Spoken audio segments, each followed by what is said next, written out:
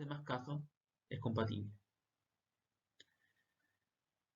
Bien, veamos la sexta parte, que tiene que ver con el tema de la lógica como herramienta y esta herramienta vista como un lenguaje formal y simbólico.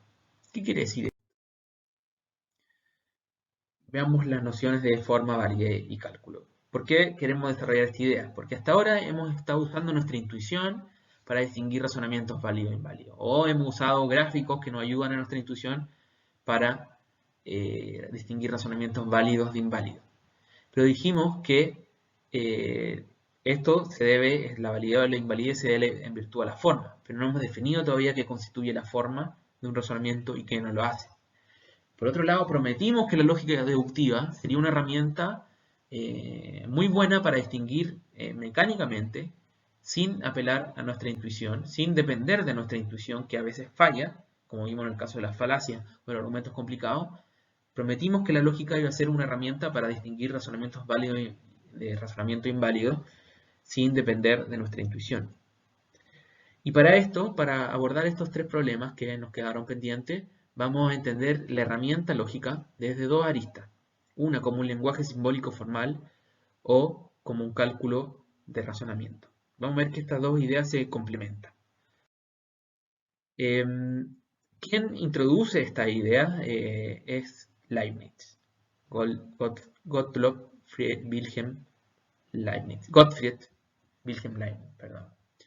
¿Quién fue Gottfried Wilhelm Leibniz? Fue un filósofo y matemático que vivió en el siglo XVII y final del siglo XVII y principio del siglo XVIII, cuyas ideas acerca de lo que vamos a ver fueron predecesoras muy importantes de la lógica moderna, la lógica clásica moderna que surgió en el siglo XIX. ¿Qué es lo que propuso Leibniz? Propuso, por un lado, la creación de un lenguaje universal que llamó características universales, un lenguaje que iba a ser simbólico y formal, en donde cualquier razonamiento científico, para él de la metafísica, era parte de la ciencia en ese momento, para él la lógica o la matemática, podía expresarse en ese lenguaje simbólico. Que vamos a ver que simbólico tiene que ver que utiliza símbolos especiales, que logran, para él iba a ser un lenguaje conceptual que lograba captar, expresar directamente la idea a modo análogo en que lo hacían los símbolos en la matemática.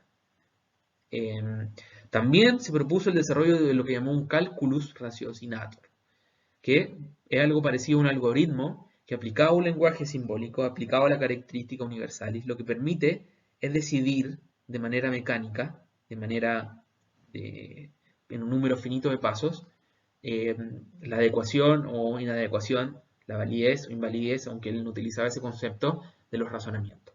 ¿Ok? Entonces, él buscaba el desarrollo de estas dos cosas, un lenguaje universal, simbólico y formal, que permitiera expresar de mejor manera que lo hacía el lenguaje natural la idea científica, y un cálculo raciocinador que, análogo a un cálculo matemático, permitiera decidir cuándo estábamos frente a un buen o un mal razonamiento. Entonces veamos primero lo del lenguaje simbólico. ¿Para qué desarrollar un lenguaje formal primero?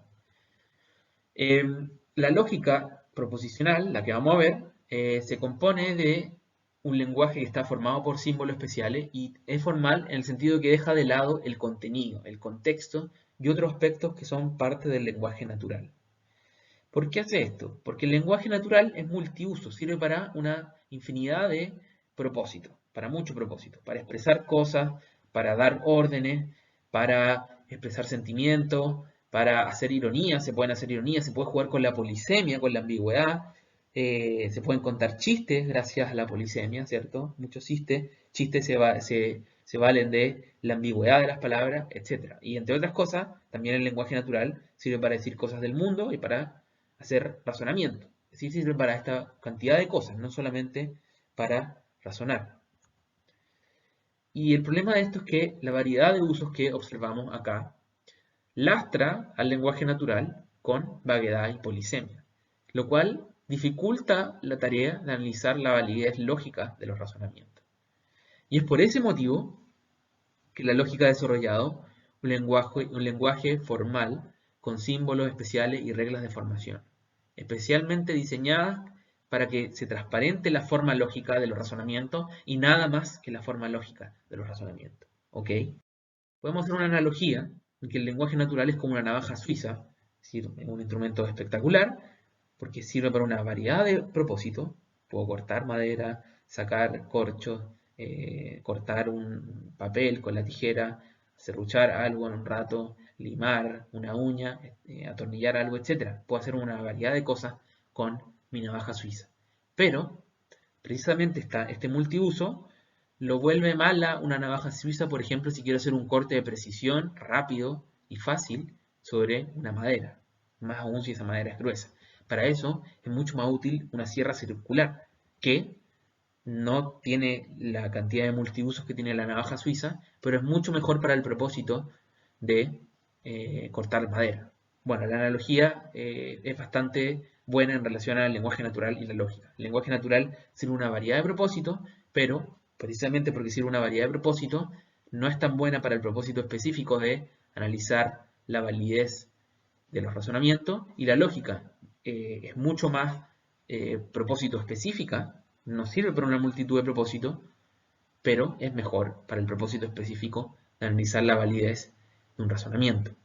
Entonces, la lógica es un lenguaje que tiene una particularidad de ese estilo. No vayan a querer hacer chistes utilizando el lenguaje de la lógica proposicional. Además de que no van a poder, van a quedar como nerds y nadie los va a querer. Pero el punto central acá es que el lenguaje de la lógica no es multiuso. ¿Okay? Y veamos por qué se utiliza un lenguaje simbólico. ¿Qué quiere decir simbólico primero? En primer lugar, todo lenguaje es simbólico. Es decir, todo lenguaje utiliza símbolos propios, ya sean fonéticos o escritos. Es decir, el español utiliza, por ejemplo, el alfabeto latino, el signo de puntuación, tilde. Esos son los símbolos que utiliza.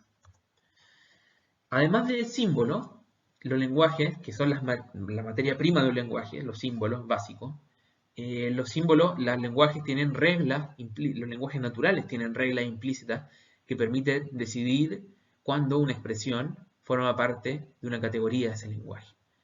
Por ejemplo, esto que está acá, no sé qué puede ser eso, si bien usa los símbolos del alfabeto latino, claramente no es una palabra del castellano. Es un galimatías que no tiene ningún sentido, ¿cierto? Utiliza los símbolos del castellano, pero no cumple con las reglas implícitas del castellano que nos permiten decir esta expresión es una palabra del castellano. Como no cumple con esas reglas implícitas, no es una palabra del castellano. En cambio, perro, lo que tenemos acá, es un conjunto, los símbolos están puestos de determinada forma, tal, que sí cumple con las reglas que